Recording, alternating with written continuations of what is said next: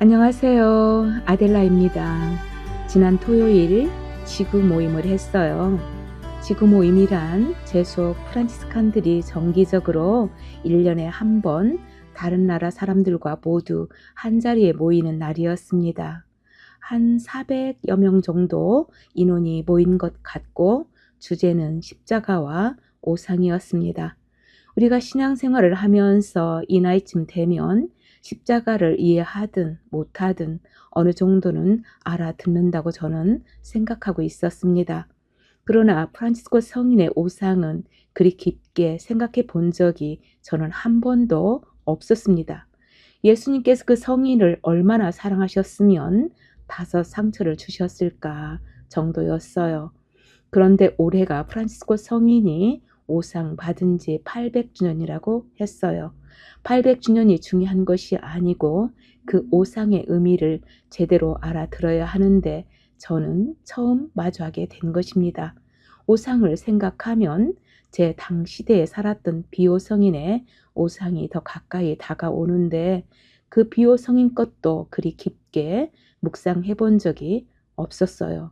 왜냐하면 오상이란 아주 특별하게 예수님이 사랑하는 사람에게 주는 표징이라고 생각했거든요. 저는 비호 성인을 소개할 때 항상 제 오빠라고 소개하는 버릇이 있었어요.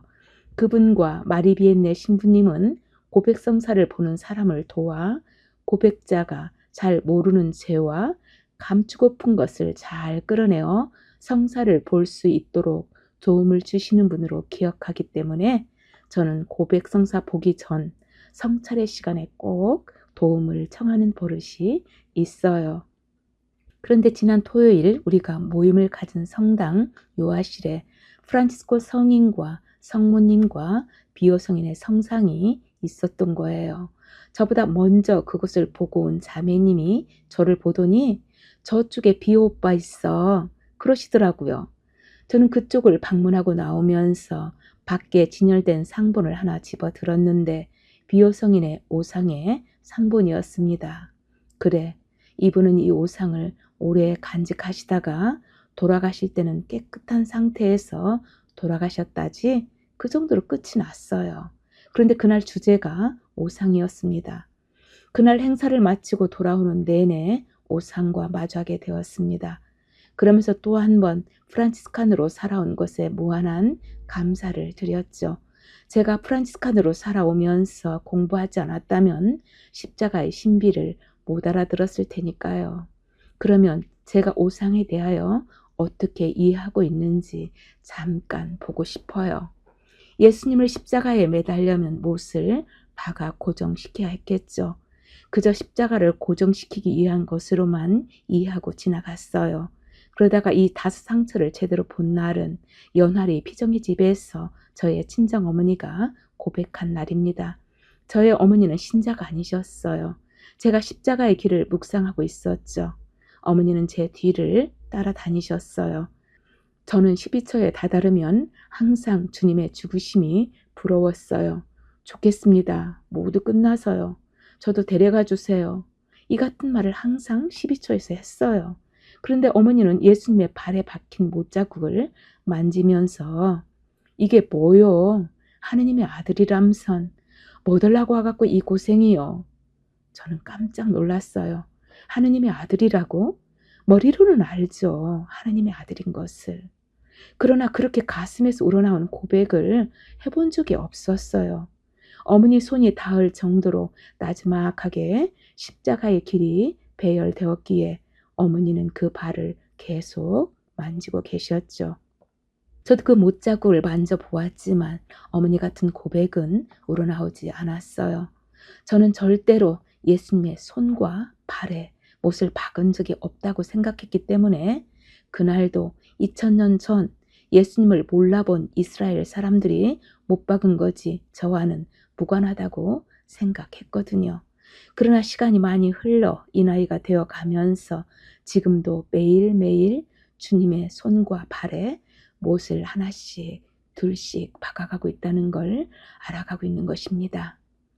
오늘도 어쩔 수 없이 제 의지로 할 수 없어 못을 박았으니 주님 저를 기억해 주세요. 당신 없이는 저는 숨을 쉴 수가 없네요. 주님, 저는 당신께 의탁할 수밖에 길이 없어요.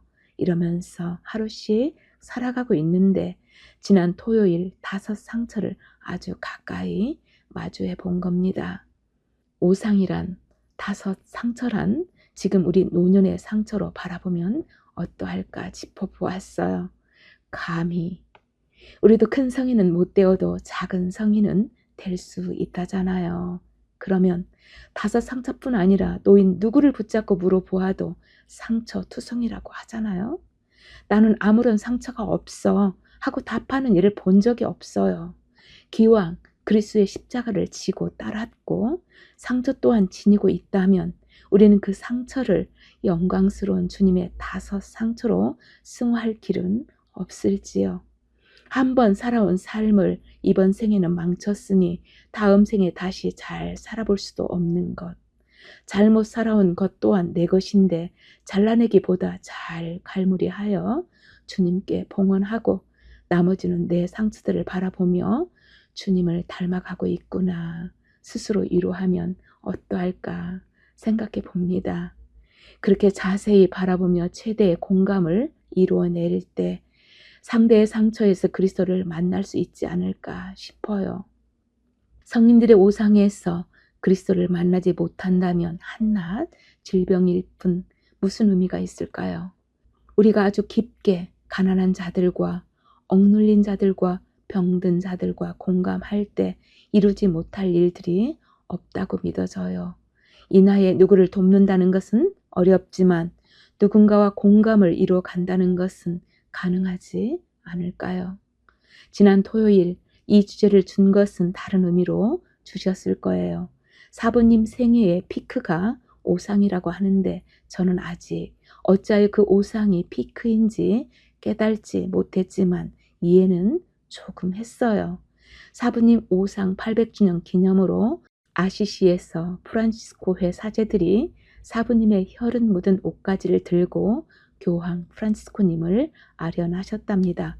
교황님은 그 자리에서 메시지를 주셨는데 프란치스코 성인의 오상은 프란치스칸이 아니더라도 가치가 있습니다.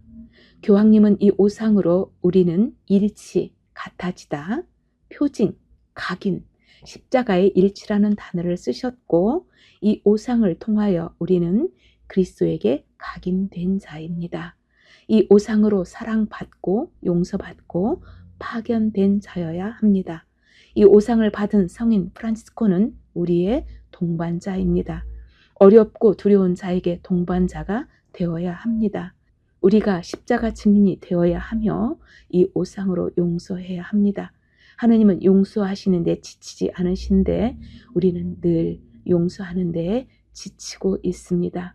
항상 본질로 돌아가고 다시 시작합시다. 지금부터 다시 시작하면 됩니다. 용서받은 자만이 용서할 수 있으며 사랑받는 자가 사랑할 수 있습니다. 위의 글은 교황님이 주신 메시지에서 발췌하여 신부님께서 강의해 주신 내용입니다.